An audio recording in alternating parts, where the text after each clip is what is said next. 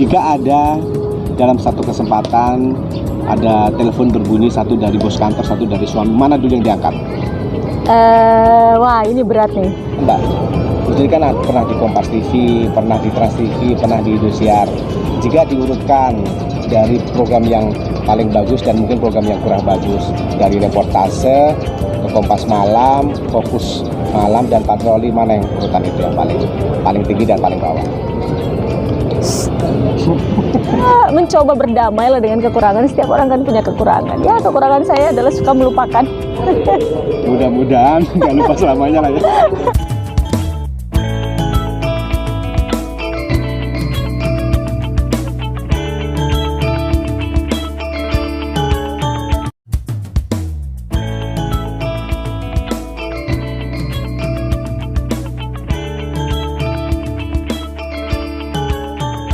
Nah, Poro Konco, sekarang kita masuk di segmen Guyon Waton, Mbak Usrit. Ya. Guyon Waton ini adalah segmen ya sekedar untuk guyon lah. Tapi ada inspirasi di balik guyon ini, Mbak Usrit. Nanti Mbak Usrit ada 2 pertanyaan atau 2 pilihan, nanti milih salah satunya dan harus dengan alasan. Aduh, oke. Ya. Panggilannya Utri atau Utri sih? Utri. Simple, nggak sesulit tulisannya. Bacanya Utri. Sebenarnya apa sih artinya itu? Namanya susah banget itu. Ini udah pertanyaan belum? Boleh dong. Utri itu sebenarnya dari kota Utrecht di Belanda. Waktu sebelum saya lahir, bapak saya itu kerja di sana. Jadi, tapi sayangnya saya nggak keburu lahir di sana. Jadi untuk mengenang memori indah tentang kota Utrecht, jadilah saya dinamakan Utri. Biar lebih feminim gitu. Jadi feminim dari Utrecht. Ada farsanya. Farza itu juga jadi katanya itu bapak sempat ketemu sama orang dari Turki apa dari mana gitu, aku lupa, atau Persia kalau nggak salah. Terus dia bilang, kamu cantik sekali gitu kata papa saya. Istri saya sebentar lagi lahiran. Kalau anak saya perempuan, saya mau namakan sama seperti kamu gitu katanya. Jadi papa beliau terinspirasi gadis cantik di sana. Ini memang hasilnya cantik ini. Alhamdulillah. Berapa bersaudara sih, Mbak? 5. Itu nomor berapa? 5. Terakhir. Bungsu, bontot. Aduh, bontot. Kalau kakak-kakaknya itu banyak yang di dunia jurnalis ada juga atau enggak sama sekali? Enggak sama sekali. Jadi bener-bener terjerumus tapi menikmati di dunia. Sangat terjerumus. Karena beda banget dengan program studi saya waktu kuliah.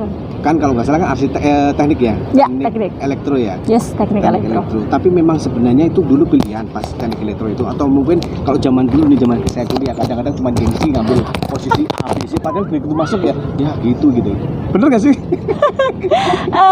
Sebenarnya karena saya memang hobi elektro. Enggak juga, jadi karena saya anak bontot ya. Anak bontot yang saya cukup jauh usianya dengan kakak saya yang nomor 4. Berapa tahun? Bedanya 11 tahun. Wow, itu mana namanya? Yes. Jadi saya ini karena kesimpulan, jadi lama dibuatnya. Bahasa Jawanya itu kesundulan ya. Kalau beliau tadi bilangnya kesimpulan. Gitu. Terus memang di elektro itu memang dari SMA itu atau? Enggak, jadi ya itu kata dia alasannya, karena kan saya ini anak bontot, jadi semua apa-apa tuh ditentukan sebenarnya oleh waktu itu bukan bapak saya malah pengennya saya itu masuk kedokteran, tetapi gimana ya, saya ngeliat kecoa aja udah lari kabur, apalagi harus bedah mayat gitu mungkin ya. Akhirnya ketemunya di jurnalis lihat mayat terus. Iya ternyata gitu, tahu gitu udah jadi kedokteran aja waktu itu ya. Nah terus waktu itu bapak saya menyerahkan ke kakak-kakak saya, mereka yang lebih tahu, lebih sudah pernah mengenyam dunia pendidikan dan tahu yang mana sih yang sebenarnya bermanfaat untuk dunia kerja nanti ke depannya. Jadilah kakak saya memilihkan saya, udah elektro aja bagus, banyak bisa kerja di mana aja gitu katanya. Ya udah, saya sebagai anak bontot pada saat itu memang saya nurut banget anaknya. Ya udah saya, jadi zaman aku dulu kan namanya UMPTN ya, zaman kita sama. Bukan si Penmaru kan mas, udah tua banget. Jadi UMPTN dulu saya pilihnya IPC, disuruh pilih IPC kan karena IPA IPS. Jadi pilihan pertamanya elektro, keduanya arsitek, ketiganya apa ya? Hubungan internasional apa? Pilihannya ngeri semua. Berat semua itu. Terus alhamdulillah pilihan pertama lulus UMPTN langsung masuk Unhas. Pertanyaannya nih, pas masuk tuh menikmati atau nilainya jelek gak sih? Menikmati kompetisi ternyata seru ya ternyata, walaupun awalnya itu mengerikan sekali. Katanya temennya cowok semua kan? Iya, banyak cowok lah, teknik kan, jadi memang banyak cowok gitu. Nah, gimana tentang nilai selama di elektro ini gimana? Ya alhamdulillah sih Mas, percaya nggak? Saya bahkan pernah menjadi asisten dosen. Berarti harusnya nih kerjanya di ini nih SDM, di PLN gitu nih. Tapi asisten dosen untuk mata kuliah semester awal. Semester awal itu kalau di teknik ada yang namanya menggambar teknik. Teknik inilah ya. Ada yang namanya teknik Amerika, ada Eropa untuk cari cara menggambar itulah pokoknya. Sampai lupa. Mohon maaf ya. Ini udah berlalu sekitar 20 tahun soalnya, 15 tahun. Memang kenyataannya juga akhirnya ya kuliahnya tuh nggak kepake di dunia kerjanya. Itu dia masalahnya, udah susah payah, udah ikut. Kalau di Unhas Teknik itu namanya Posma. Posma itu ya masa orientasi mahasiswa ospek, tapi dinamakan Posma karena itu sangat mengerikan pada zamannya. Pada sekarang juga mungkin orang-orang merasa kenapa sih mesti kayak gitu. Cuman ya alhamdulillah saya justru merasa sangat bersyukur bisa melewati itu. Ada pengalaman, ada kenangan. Pada saat terjadinya memang merasanya kok serem banget gitu. Tapi setelah itu ternyata kita sangat menertawakan hal itu gitu. Apalagi kalau cantik terus diincer biasanya. Cie. Ketemu suaminya di situ juga? Enggak, bukan. Sangat menghindari kalau senior saya, aduh jangan. Nah, Pak Konco jadi ngobrolnya macam-macam ya. Tapi nggak apa-apa, itu inspirasi dari beliau zaman kuliah sampai sekarang ke dunia jurnalis disebutkan tadi ya. Jadi kuliah tuh nyatanya banyak sekali orang yang tidak kerjanya nggak sesuai dengan kuliah. Memang realitas seperti itu ya. Betul. Memang semua sesuai dengan kebutuhan dan kenyataan. Pertanyaan pertama di segmen belum mulai pertanyaannya. Oh my god.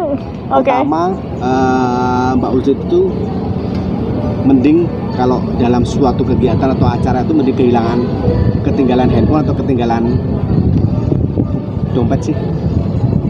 Saya mending ketinggalan dompet. Berarti handphone itu penting. Pernah ada pengalaman atau kenapa pilihannya itu? Karena kalau kita ketinggalan handphone nggak bisa ngubungin siapa-siapa. Kalau ketinggalan dompet masih bisa ngubungin teman atau suami. Datang dong, tolong bayarin gitu misalnya. Dan biasanya bayar juga udah pakai ini. Sekarang kan juga pakai m-banking gitu kan. Jadi walaupun saya termasuk orang yang bukan, saya termasuk orang yang agak terlambat untuk menggunakan m-banking. Saya merasa kayak kurang aman aja di awal, tapi ternyata sangat membantu ya. Bukan karena gaptek kan? Enggak juga, tadinya begitu. Tapi memang ada pengalaman ya ketika ketinggalan satu barang hal penting, akhirnya terus menjadi semomok sedih buat Mbak Uci gitu. Alhamdulillah saya ini orangnya agak pelupa ya. Kelihatan sih dari tadi pertama juga lupa. Agak pelupa gitu, bukan agak sebenarnya. Kadang-kadang juga ketinggalan ya. Handphone paling sering lah sebenarnya ketinggalan ya. Malah justru saya memang jarang ketinggalan dompet, lebih sering ketinggalan handphone. Cuman ya mencoba berdamai lah dengan kekurangan. Setiap orang kan punya kekurangan. Ya kekurangan saya adalah suka melupakan. Mudah-mudahan nggak lupa selamanya lah ya. Nah, para konco, pertanyaan kedua. Lebih berkesan, lebih seru Trans TV atau Indosiar? Wah, beda dong. Dua-duanya punya keseruan tersendiri. Karena saya merasakan jadi reporter itu selama 5 tahun saya di Trans TV. Kemudian saya naik jadi produser sebenarnya sebelum di Indosiar. Saya sempat di Kompas TV, walaupun tidak lama, 1 semester aja, 6 bulan. Kemudian saya pindah ke Indosiar, sekarang udah jalan 9 mau ke 10 tahun. Ya itu dia tadi saya bilang nggak apple to apple karena masing-masing punya kenikmatan sendiri, keseruan sendiri gitu. Tapi memang kalau disuruh milih nih, mendingan ke Indosiar dulu, ke Trans TV atau ke Trans TV dulu ke Indosiar dulu? Sama aja menurut aku. Susah nih pertanyaan, jebaknya susah nih. Tapi artinya memang itu proses lah ya. Betul. Semua proses. Kompas TV aja baru satu semester ya. 1 semester. 6 bulan. Padahal, ataukah memang cari TV yang bukan news atau seperti apa? Saya nggak pernah sih untuk memilih bahwa saya harus di TV news atau saya harus di TV yang entertain gitu ya, kayak semacam Indosiar atau Trans TV. Tapi buat saya adalah dimanapun saya berada ya bekerja sebaik-baiknya aja gitu. biasanya kualitas itu memang terlihat dari kerja kita kok. Betul, saya setuju. Tapi kalau pas orang tua ngelihat pas di Trans TV sama pas di Indosiar, lebih cemas yang mana nih? Karena di Trans TV ke lapangan terus. Ada nggak sih pengalaman orang tua yang bilang, wah kerja jurnalis tuh capek loh, jangan gini-gini gitu? Enggak, cuman saya dulu waktu masih reporter setiap pulang pasti, kamu kok hitam banget. Kamu kok hitam banget. Itu kata-kata yang selalu keluar dari mulut ibu saya gitu. Cuman sekarang itu udah enggak ada kata-kata begitu. Memang kan sekarang lebih banyak di kantor karena memang memegang program kan. Cuman di Indosiar walaupun kita produser juga kita masih turun ke lapangan gitu. Masih sering mendapatkan pekerjaan-pekerjaan lapangan, dan menurut saya itu membuat kangennya di lapangan itu tersalurkan. Itu merefresh lah. Betul. Kalau udah terlalu di dalam tuh ya kayak saya juga nih terlalu puyeng lihat naskah, lihat huruf, lihat gambar aja, nggak pernah lihat yang real gitu. Setuju itu. Pertanyaan selanjutnya, jika ada dalam satu kesempatan ada telepon berbunyi, satu dari bos kantor, satu dari suami, mana dulu yang diangkat? Wah ini berat nih. Saya pilih suami dulu. Why? Karena gini, ketika saya kerja, ketika saya tahu misalnya suami kan berarti kita anggap rumah berarti ya. Kalau saya merasa aman di rumah, saya merasa aman untuk bekerja. Gitu. Jadi kalau saya bukannya saya menomorduakan atasan saya, tetapi ya menurut saya ketika mau saya kerjanya maksimal, hasilnya bagus, saya harus tenang akan kondisi di rumah gitu. Pernah nggak sih kondisi-kondisi seperti itu ketika disuruh tugas ke A, suami ada minta ke sini seperti itu? Pernah nggak sih mengalami dilematis gitu? Alhamdulillah nggak sih, cuman memang resiko sebagai jurnalis adalah banyaknya waktu yang membuat saya harus berada di luar rumah. Kita harus berada di luar rumah. Waktu-waktu untuk anak saya tentu sangat terbatas, tapi itulah resiko pekerjaan gitu. Alhamdulillah anak saya juga mengerti, sekarang dia sudah 13 tahun, sudah merasa ya ini dunia kerja mama saya gitu. Jadi ya saya lebih tenang. Bahkan kalau pas ada acara-acara tuh anak sering lihat itu, mama-mama gitu ya, atau gimana? Kalau dulu sih masih kecil iya, sekarang sih cuek ya? Nonton mama enggak ngapain gitu, kayak udah merasa bosan. Dunianya udah lain ya. Iya udah ABG kan. Tapi kalau memang pernah nggak sih mengalami ketika dalam keluarga gitu, dalam suami sama istri gitu, ketika ada berdua di kantor itu sampai hal-hal yang penting itu didiskusikan ke suami, hal-hal yang penting pasti menurut saya memang ibaratnya apa itu tempat sampah tempat sampah ya, bukan hanya berkeluh kesah, bukan, tetapi ya sama siapa lagi gitu kalau bukan sama orang terdekat kita. Ya terdekat saya adalah suami saya gitu. Bosnya Mbak Udri ya mohon maaf ya Pak. Tetep lah tapi ya pas ditelepon bareng suami dulu lah. Daripada saya kerja nggak tenang ya kan, daripada hasilnya tidak maksimal, dikit-dikit mau lihat handphone, lebih bagus kita selesaikan dulu yang membuat kita tenang, baru kita kerja juga dengan maksimal. Selanjutnya nih, ketika ada satu acara diundang sama teman-teman paling akrab, dan juga ketika saat itu anak sedang minta diantar sekolah. Iya anak itu karena teman-teman saya sangat mengerti pasti. Beruntung punya teman-teman sangat mengerti. Apa sih arti persahabatan buat Mbak Udit? Menurut saya persahabatan itu adalah satu level di bawah keluarga gitu. Jadi sahabat itu justru yang harus memberikan kita support juga. Selain keluarga ya kita butuh sahabat untuk support kita, untuk memberikan rasa nyaman, aman. Artinya gini, ketika kita punya sahabat ya keluarga kita juga tidak akan khawatir gitu dengan di mana kita berada, lingkungan kita berada, karena sudah mengenal dengan sahabat-sahabat ini. Dan sahabat-sahabat ya yang memberikan dorongan, ya itu tadi yang saya bilang support gitu. Jadi memang persahabatan itu memang penting ya buat bagai kepompong ya. Seperti lagu ya. Tapi memang ya di dalam dunia apapun lah, dunia pekerjaan pasti ada grup-grup lah, dan nanti dalam adik kecil itu ada sahabat-sahabat. Ketika sahabatnya mengerti kondisi keluarga, mengerti masalah, pasti akan lebih diutamakan lah ya untuk masalah keluarga. Betul. Dan sebagainya. Begitu pula kita sebaliknya ya. Betul. Selanjutnya, memilih menjadi istri yang baik atau ibu yang baik sih? Milih loh lah. Istri yang baik. Istri yang baik. Kalau istri yang baik, insya Allah ibu yang baik. Tuh Borokojo. Itu clue banget itu kalau Sebenarnya istri yang baik, sama ibu yang aja baik. ya. Sama aja sebenarnya. Tapi intinya ini lebih mengutamakan anak sama istri, suami sama istri.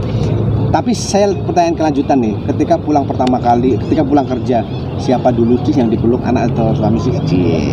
Yang ada di depan pintu dulu deh. Kalau yang ada di tempat itu Mbak gimana? Mbaknya yang saya peluk. Karena gini loh, maksudnya gini. Tanpa kita sadari, asisten rumah tangga itu berperan, kalau buat saya ya, sangat berperan penting. Karena apa? Saya merasa aman meninggalkan rumah berkat adanya asisten rumah tangga. Alhamdulillah juga. Sebelum ini saya punya asisten rumah tangga 9 tahun ikut sama saya. 9 tahun. Ya karena harus menikah jadi dia harus pulang. Baru aja ngirimin saya foto dia, video dia udah lahiran gitu. Jadi menurut saya kalau juga seandainya ditanya yang berperan penting ya, menurut saya ya, kalau untuk kehidupan saya salah satunya adalah termasuk asisten rumah tangga. Betul sih, itu kata banyak orang yang bilang seperti itu. Jadi sangat berperan real di rumah tuh ya asisten rumah tangga. Terima kasih asisten rumah tangga. Bahkan bisa seperti saudara ya Mbak ya. Benar, saya merasa kedekatan itu. Mungkin karena lama ya. Karena lama dan juga kita benar-benar kalau nggak ada beliau-beliau ART ini kita susah ya. Benar, gitu kan kita nggak akan tenang bekerja. Betul. Pertanyaan selanjutnya, selama menjadi jurnalis dan sekarang menjadi presenter, sering mengkritik atau sering dikritik sih dalam apapun gitu? Ya kalau kita jurnalis ya kita mengkritik ya, bukan kita yang dikritik kan, bukan kita yang diwawancarain, tapi kita yang wawancarain gitu. Tapi artinya ketika di layar tuh ada nggak sih yang orang mengkritik, netizen atau mungkin dari sahabat yang kurang gini seperti itu? Alhamdulillah sejauh ini enggak ya, mungkin saya anaknya damai kali ya. Dan berarti top itu. Mungkin karena anaknya damai ya, kebetulan memang mungkin saya belum mendapatkan belum mendapatkan kepercayaan di satu stasiun TV untuk memegang suatu talk show. Oh, iya. Apalagi memang di Indosiar tidak ada talk gitu show, ya tidak ada talk show news begitu ya. Jadi menurut saya juga itu nggak apa-apa, itu bukan target saya menjadi seorang jurnalis gitu. Menjadi seorang jurnalis menurut saya yang harus saya capai adalah bagaimana saya menjadi seorang jurnalis yang cover both side. Menurut saya itu yang penting sih. Itu penting buat konco. Cover both side atau enggak? Nanti cari ya di rumusnya ya. Pertanyaan selanjutnya, memilih dalam satu kesempatan lah, ada waktu yang sama, memilih untuk panggilan off air atau tetap on air sih Mbak? Oh ya harus on air karena kan kewajibannya itu gitu. Tapi kewajiban. Kan kalau bisa ditinggalkan nggak bisa ya? Kalau menurut saya biasanya kan kadang orang pada wah ganti jadwal siaran dong, ada off air nih. Oh ada beberapa presenter kayak gitu tuh. Lebih mengutamakan ini sih. Jadi saya kalau terima kerjaan biasanya saya tanya dulu ke koordinator presenter. Kalau memang memungkinkan saya cuti, saya ambil. Tapi tidak memaksakan sampai misalnya harus sampai mengorbankan ya. Tapi itu kan kewajiban yang utama sebenarnya itu di layar. Jadi ya off air itu tambahan menurut saya. Jadi kalau memang sempat, waktunya cocok, harganya pas. Sikat. Sikat. Nah, ngomong tentang off air itu biasanya Mbak Utri ini menentukan tarif atau tarif berdasarkan teman sih? Iya tergantung yang ngajak sih. Tapi ya alhamdulillah sejauh ini semuanya mempercayakan secara profesional. Jadi ya harga profesional. Profesional. Kalau untuk manajer sih saya siap jadi manajer. Ya. Oke, selanjutnya ada beberapa program nih kan Mbak. Jadi kan pernah di Kompas TV, pernah di Trans TV, pernah di Indosiar. Jika diurutkan dari program yang paling bagus dan mungkin program yang kurang bagus, dari reportase ke Kompas Malam, Fokus Malam dan Patroli, mana yang urutan itu yang paling tinggi dan paling bawah? Sama sih semuanya ya. Sama ya, sama. Soalnya semuanya buletin ya. Buletin ya. Semuanya buletin, jadi semuanya sama. Ya kita tahu lah di semua TV yang namanya siaran buletin sama ya semuanya ya. Rata-rata sama. Betul. Tapi tantangan dan juga privilege-nya yang paling menggembirakan atau memuaskan buat Mbak Uti itu siaran yang mana sih dari keempat program itu? Program yang pernah Mbak Uti pegang juga. Nih ya, kalau di reportase saya masih reporter. Otomatis saya hanya berperan untuk liputan, untuk menyuplai item, bukan untuk membuat program. Tapi saya menjadi bagian, menurut saya jadi menjadi bagian besar karena tanpa ada reporter ya juga nggak akan ada liputan gitu ya. Sekarang saya di Indosiar atau dari Kompas TV, saya sudah jadi produser. Perannya juga berbeda. Perannya adalah sebagai produser. Saya sudah mulai merancang program, menentukan yang mana yang harus tayang, yang mana yang harus di drop, yang mana yang sama sekali kita tidak pilih gitu. Jadi masing-masing porsinya beda. Jadi kalau ditanya peringkatnya ya susah ya, karena memang buletin itu ya hampir sama dan kebetulan peran saya juga berbeda-beda. Tapi yang sekarang istilahnya dalam tanda petik pencapaian maksimal yang memuaskan itu sekarang ya. Alhamdulillah Apa sekarang. sih rencana ke depan dari Mbak Uti ini untuk di dunia jurnalis, di dunia presenter tuh punya obsesi apa sih Mbak yang belum kesampaian?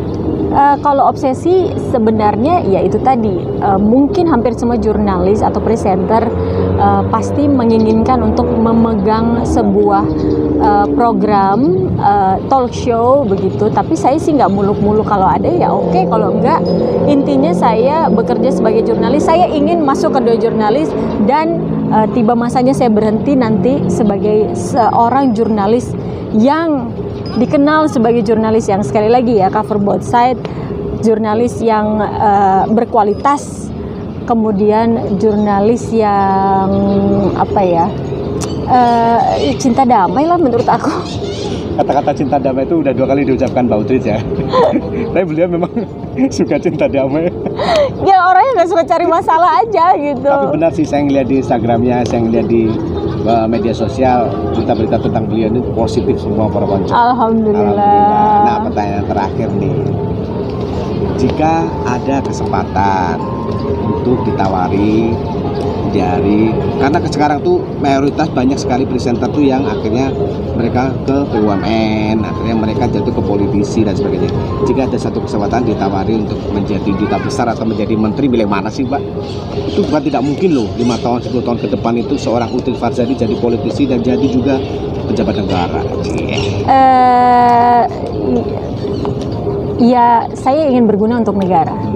Jadi dimanapun saya diletakkan, misalnya saya jadi menteri, alhamdulillah, jadi duta besar juga alhamdulillah. Yang penting saya dipercayakan untuk membawa nama Indonesia dan saya amanah dalam mengemban tugas yang saya diberikan. Jadi sorry tadi kalau saya ditanya apa sih target kedepannya, ya menurut saya target saya ingin berguna bagi negara saya, bagi agama dan bagi keluarga. Itu kayak seperti cita-cita waktu saya kecil tuh, berguna bagi agama, bangsa dan negara. Saya tetap dari kecil begitu aja gitu. Jadi kecil sampai besar, akhirnya tujuannya, ingat waktu kecil sudah seperti itu ya. Alhamdulillah. Nah, para mudah-mudahan. konco itu tadi ya, guyon waton ya sedikit ada guyon-guyonnya dan banyak inspirasinya sebenarnya. Jadi guyon waton hanya balutan pertanyaan guyon. Kita langsung nanti pindah di segmen Nendang Kondang, tentunya tetap di belakang TV, belak-belakan no kontroversi.